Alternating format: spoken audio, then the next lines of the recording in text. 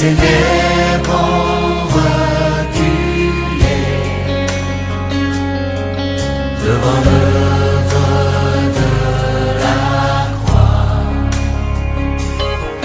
devant l'agneau immolé. Dans le Seigneur, Shalom. Nous allons continuer l'enseignement que nous avions commencé hier, avant-hier, je pense, où nous avions parlé de comment vivre de la puissance de la parole de Dieu. Et avant toute chose, nous avons alors demandé l'aide du Saint-Esprit pour nous aider dans cette prédication. Prions ensemble le Seigneur. Seigneur notre Dieu, nous nous recommandons entre tes saintes mains. Sers-toi de nous comme des vases pour parler à ton peuple, à parler au cœur de chacun de nous. Aide-nous, Père, à être bénis par ta parole. Que les saints ce soit le maître de tout. Au nom de Jésus. Amen. Hier, nous avions dit, pour vivre dans la puissance de la parole de Dieu, la première chose c'était, il fallait apprendre à vous adresser vous-même la parole de Dieu. Ça va vous aider à vivre dans la puissance de la parole de Dieu. Quand on dit, la parole de Dieu, elle est puissante. Et cette première chose, c'est vous-même d'abord. Expérimentez cela dans votre vie. Ça, c'était la première chose. La deuxième chose que je vais partager avec vous, maintenant vous devez apprendre à comment vous adresser à Dieu par sa parole. Si vous voulez expérimenter la puissance se trouvant dans la parole de Dieu, ou vivre dans la puissance de la parole de Dieu, vous devez apprendre à savoir comment vous adresser à Dieu par sa parole. Parce que Dieu, il a lui-même pris des engagements simplement en rapport avec sa parole. Il a élevé sa parole. Et il a dit lui-même, il va tout faire pour accomplir ce qu'il a dit. Il s'est fait esclave de sa parole. Nous allons lire un passage de la Bible pour montrer ce que la parole est capable de faire. Dans 2 Timothée chapitre 3, versets 16 à 17. Notre frère peut nous aider dans cette lecture-là. Nous lisons 2 Timothée chapitre 3, le verset 16 à 17 au nom de Jésus. Toute écriture est inspirée de Dieu et utile pour enseigner, pour convaincre, pour corriger, pour instruire dans la justice, afin que l'homme de Dieu soit accompli et propre à toute bonne œuvre. Amen. Amen. Toute écriture est inspirée de Dieu. Mon frère, Dieu, il est lui-même celui qui a inspiré les écritures dont nous avons devant nous. Si vous voulez expérimenter ou vivre de la puissance de la parole de Dieu, ne vous adressez pas simplement à Dieu avec vos simples paroles. C'est ce que nous appelons parfois les fabrications locales. Cherche d'abord à connaître ce que Dieu a dit. C'est pourquoi je demande aux chrétiens d'être des bons lecteurs de la parole de Dieu. Ayez suffisamment de temps de lire la parole de Dieu, de méditer la parole de Dieu, de penser à ce que Dieu a dit. Et lorsque vous comprenez ce que Dieu a dit, adressez-vous à Dieu par cette parole, par ce qu'il a dit. Dites à Dieu, vous avez dit. Il est écrit. Et vous croyez à cela, vous vous adressez à Dieu en citant, en lui rappelant sa parole. Vous vivrez dans la puissance de la parole. Ils sont nombreux les chrétiens qui prient. Vous priez. Et ce temps ici, nous devons prier. Nous devons apprendre à prier et à prier longuement. Mais la bonne prière consiste à vous adresser à Dieu en lui rappelant sa parole, ses promesses. Et comment vous allez vous adresser à Dieu comme simplement à un homme? Non. Il a fait des engagements vis-à-vis de sa parole. Et ce qu'il a dit, il va l'accomplir. Bien-aimés dans le Seigneur, pendant des temps pareils, cherchez à comprendre qu'est-ce que Dieu a dit. Dieu, toi, tu as dit.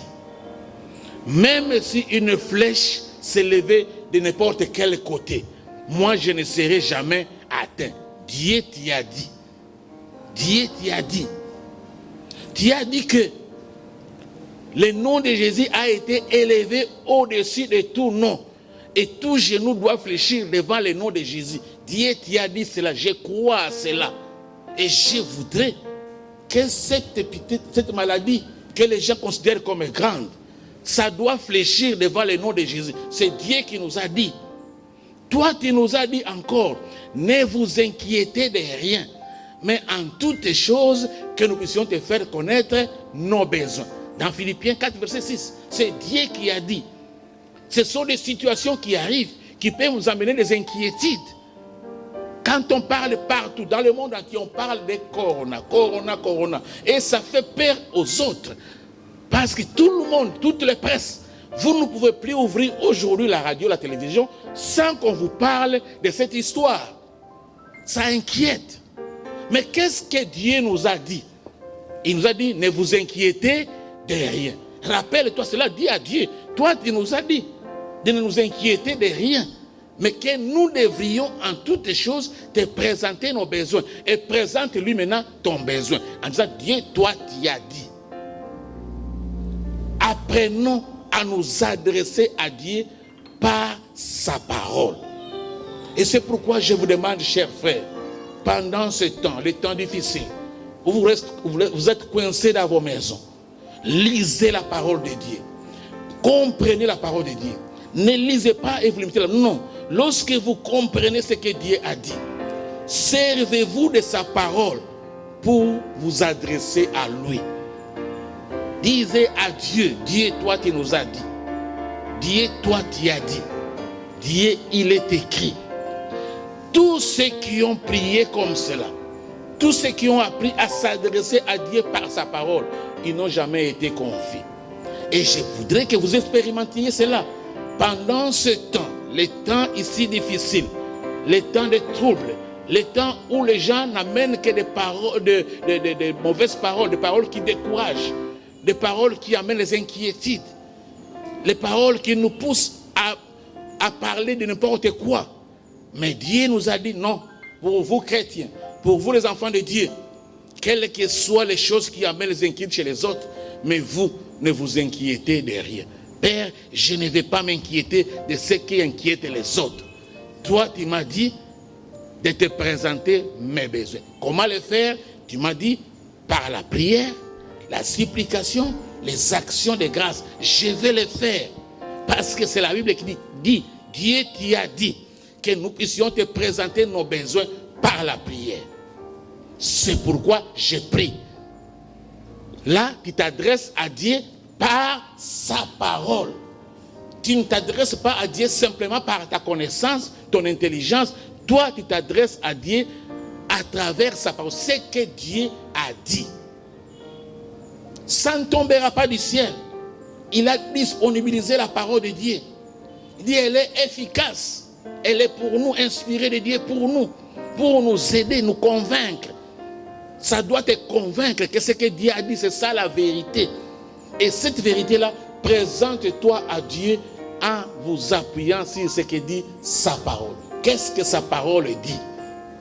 Qu'est-ce que sa parole dit? Dans n'importe quelle circonstance, cherche à connaître ce que Dieu a dit.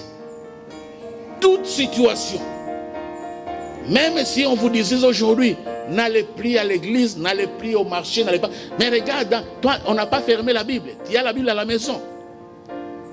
La Bible est avec toi, à la maison. Ouvre la Bible.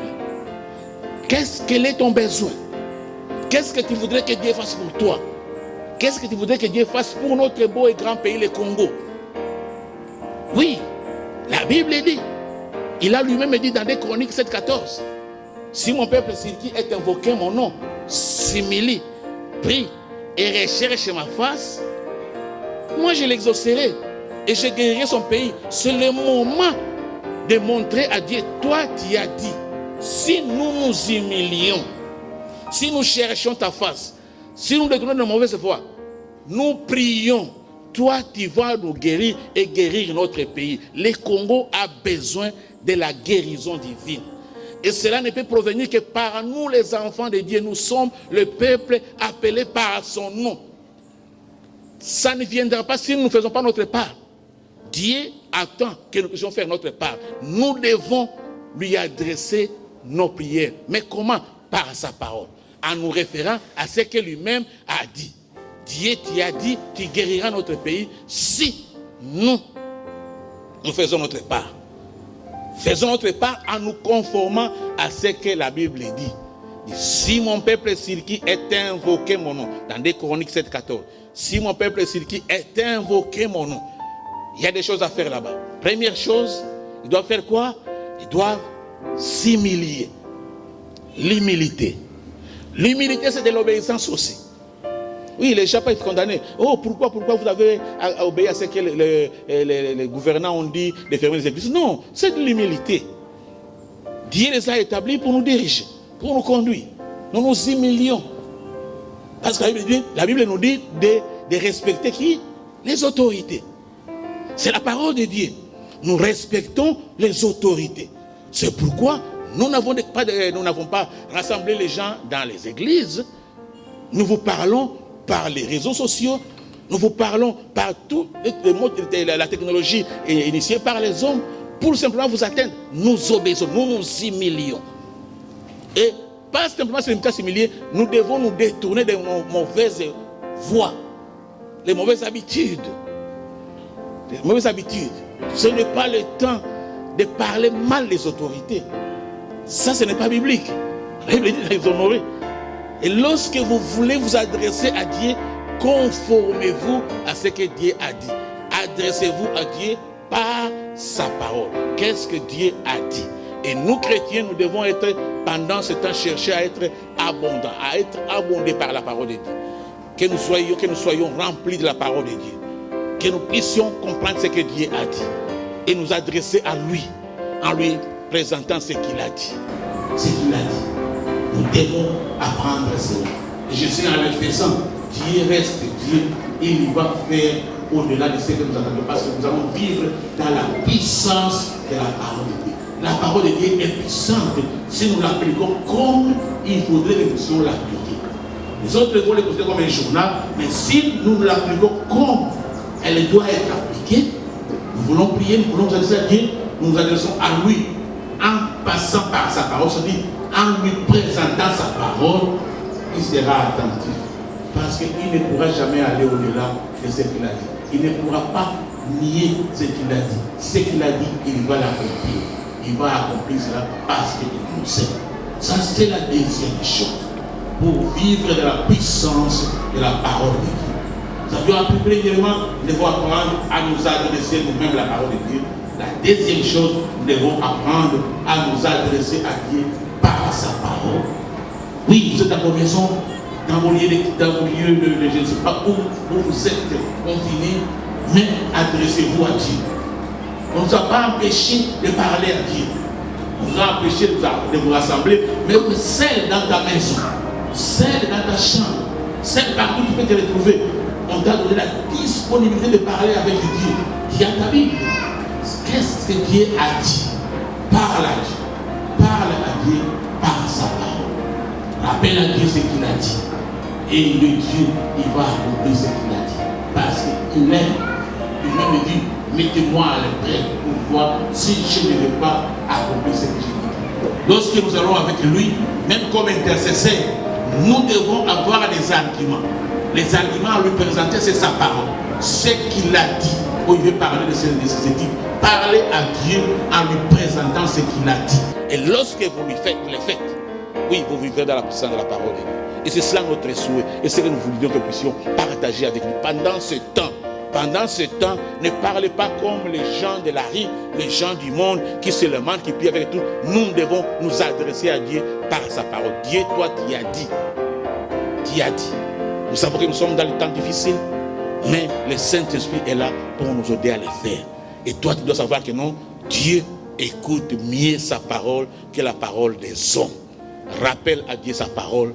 Parle à Dieu de ce qu'il a dit, ce qu'il a promis. Et crois en cela, en s'adressant à lui. Croyez que ce qu'il a dit, il va l'accomplir et vous le verrez s'accomplir. Je pense que je partage avec vous comme la deuxième chose qui va nous aider à vivre dans la puissance de la parole de Dieu. Si nous voulons vivre dans la puissance de la parole de Dieu, nous devons comprendre la parole de Dieu et nous apprendre à nous adresser à Dieu par sa parole. Qu'est-ce que Dieu a dit? Qu'est-ce qu'il a promis pour toi, pour moi, pour les pays? Pour les pays. Nous devons prier pour les pays. Prier pour les Congo. Ne parlons pas mal du Congo. Ne parlons pas. Parce que la Bible nous dit encore, la vie et la mort, c'est à la puissance de la bouche. La mort et la vie sont au pouvoir de la bouche. Alors nous ne parlons pas mal contre notre pays. Parce qu'il a eu déjà l'a dit. Dieu l'a dit dans la Bible. La mort et la vie. Et moi je ne parlerai pas de la mort du Congo. Parlez du bien du Congo. Parce qu'il a eu dit, bénissons même les pays. Bénissons les pays. Je vous remercie parce que je sais que vous allez mettre cela en pratique. Nous allons prier pour que le Saint-Esprit nous aide, pas simplement à comprendre, mais à mettre cela en pratique à partir de maintenant. Lorsque nous voulons nous adresser à Dieu, cherchons à comprendre ce qu'il a dit et adressons-nous en passant par ce qu'il a dit, en lui parlant ce qu'il a dit, en lui rappelant ce qu'il a dit, et Dieu va nous exaucer. Inclinons nos têtes, nous allons prier. Seigneur notre Dieu, nous savons, tu es le Dieu qui nous aime. Tu nous as révélé beaucoup de bonnes choses dans ta parole. Parce que tu voudrais que nous puissions nous adresser à toi par ta parole. Aide mon frère et ma soeur. Aide tous tes enfants partout où ils se retrouvent à savoir s'adresser à toi par ta parole. Ta parole est puissante. Ta parole est efficace. Ta parole donne la solution. Aide-nous, Père de gloire, et à croire dans ce que nous disons à toi. Parce que nous croyons, si nous le faisons, nous allons vivre de la puissance de la parole de Dieu. Nous allons l'expérimenter parce que ta parole est puissante. Nous bénissons ton peuple au nom de Jésus. Amen.